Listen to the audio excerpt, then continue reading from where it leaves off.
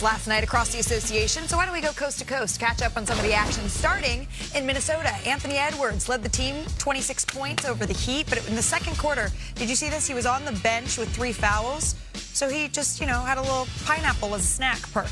I don't have a problem with this. What I do have a problem with, although the Minnesota Timberwolves on a 3-game winning streak, I expect better from them as far as being consistent. Consistent on their identity, that's on the defensive side of things, but you always going to have faith in the Minnesota because you got Ant leading the way. There's the pineapple. All right, next up, Darius Garland, Evan Mobley, Jared Allen, and Sam Merrill combined for 87 points as the Cavs handed the Pacers their 13th straight loss. Womp womp. Danny, should we put the believe back in Believeland? No, not just yet. I'm kind of disappointed this season. I expect them to be at the top with New York. Now they got Detroit up there. They're with 5 or 6 in the East right now. It's time for them to make a move. They've done this big, small guard situation. And it's time to move on from it, honestly. But this is the game they're supposed to win. They got to continue. They're trending in a better direction, but they're just not there right now for me. Well, we're going to put a pin in that with us moving towards the trade deadline. I want to see what move you think they need to make. But let's stick in the East for now. Down 26 points in the third. The Magic, they pulled all their starters on the way to losing to the Wizards. Orlando hasn't won consecutive games since the start of December. Chene, concerning? This is pretty concerning because this was the year that was supposed to be like, hey, we're getting over the edge, we're getting over the hump, especially considering the East is wide open. You're looking at the Boston Celtics making the most out of what they have. So I do think this is concerning, but hey, maybe post All-Star break, they'll get it all together and be more healthy. They head to London pretty soon for that international game. And I love when they win because I get to hear the song. All right, finally, the Cooper Flag Show. It continues for Dallas. Flag led the way for the Mavericks, 20 points, 8 rebounds, 6 assists. His biggest dime, finding Brandon Williams, who cashed it in for the game-winning three-pointer with about 30 seconds left here to defeat the Kings. You see it right there. Strong side corner. Cooper, he just turned 19. He leads the Mavericks in total points, in rebounds, assists, and steals this season. The last rookie to do that, Chene, you were talking about their number earlier. Michael Jordan. There you go. Michael Jordan. He did that over the course of a full season. So joining us now, our senior reporter, Tim McMahon. Howdy, Tim. Howdy, Malika. It just makes my day every time. Let's talk a little bit more about Dallas. Cooper Flag is finally starting to find his footing within the NBA. And that means that there are some questions about the rest of the roster around him as we march toward the trade deadline. So what are you hearing about who they could be keeping, who they're looking to move on from? Well, and look, that discussion begins with Anthony Davis, right? The priority is building around Cooper Flag. Everything has to be viewed through that prism. On Monday, when you took the day off, I mentioned that Anthony Davis's preference is to stay in Dallas and sign an extension this summer. The priority there is the extension, not the preference to stay in Dallas. Right. Now, the Mavericks are telling AD and his agent, Rich Paul, that, although Chris is available these days, they're saying, hey, we're open-minded to an extension. A maybe on the extension this summer. Now, Rich Paul's been around the block a few times. Last year, he got De'Aaron Fox put in San Antonio. He got Brandon Ingram put in Toronto. He hears maybe. What does that sound like to Rich Paul?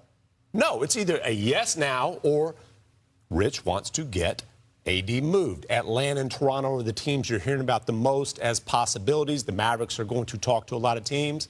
And look, Patrick Dumont, the owner, he would prefer to see AD, Kyrie, and Cooper Flag together before making any drastic decisions, any major decisions, whether that's trade or extension. That's probably not happening before the trade deadline. Okay, so there's a lot there. Let's sort through it today. The most important thing you just heard in all of this, I mean, to me, it's that it seems more likely than not that AD is not going to be on the Dallas Mavericks. I absolutely think so. And Perk, when we mentioned AD staying, why'd you have that reaction? Because I know Rich Paul. Right? Rich Paul is about his client. Rich Paul is about getting his client the bag. And if the Dallas, like Tim just said, if it's either yes or no, if you're going to commit to a contract extension. And I wouldn't if I'm the Dallas Mavericks, to be honest with you, because Cooper Flag is everything and more. He's the white version of LeBron James, Mr. Do-It-All. Real talk. We just, minus a little bit of the athleticism, but when you talk about filling up the box score, he does it all. Blocks, rebounds, assists, points, however you want, he's going to give it to you. So that was actually the comp that I was not really ready for, but I was going to actually, I can see it because you see players that are good with the ball in their hands, maybe not like as natural or fluid as we expected to start the year, but also do so very well downhill. That's where LeBron James owned when he came into the league. He'd get it in transition. He'd just come at your head. And I think that everyone talks about mentality, competitive fire. I like his physicality. Like, he's not afraid to hunt mismatches and be great. AD's my guy, but this is a tough situation to be a GM in. I would love to give him an extension because he's a great player, but he hasn't been available enough. So I understand both sides of it. AD should find a place where he can be happy. And Dallas looks like they're in the trending direction of going younger and starting over it anyway. So let's just move him along amicably like they're doing with Trae Young in Atlanta and find him a good situation where he can get an extension. For keeping Kyrie, it sounds like. Absolutely. All right, so Kyrie's staying. Anthony Davis, it sounds like we're going to be talking about a lot over the next. They're on pace to be the two most efficient offenses in NBA history. Currently, that distinction is held by the NBA champion, Boston Celtics, 2023-2024 year. All right, let's get set for this one, though. The Nuggets, of course, are going to be out without Nikola Jokic. He has that hyperextended knee. Jamal Murray, he is questionable, but he averages 27 points, just under 10 assists in the 3 games without Joker this season. And he has that ankle sprain. That's what he's dealing with tonight.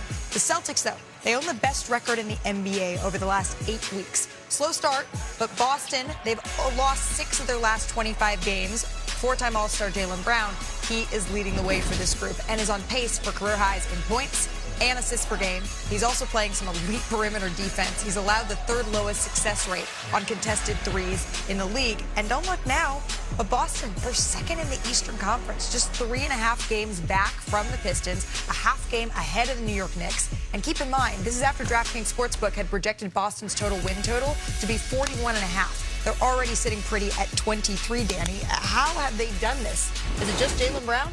No, it's not. I mean, Jaylen Brown's been on an unbelievable tear, but it's not just him. Got to give a lot of credit to Joe Mazzulla. He's done an unbelievable job of turning that group and that offense to a high-powered offense with a depleted roster. They lost so many guys, empowering guys like Anthony Simons, Hugo Gonzalez, Keita, another big man, Jordan Walsh becoming a 3-and-D guy, a defender, playing, both sides of the ball. But Jaylen Brown, giving Jaylen Brown the reins to do what he wants to do, but they're not just shooting threes and chucking them up. They're coming down, getting a mix of some uncontested threes, but mid-range too, and getting to the basket. They're not just shooting a bunch of threes. So he's done an unbelievable job getting this group to where they need to be offensively and giving them a chance to be number 2 in the East. Jaylen Brown is the perfect anomaly within the Celtics three-point system. The Celtics make the most. They're first in made threes, but Jaylen Brown is second in made twos behind, can we guess, y'all, SGA, the MVP.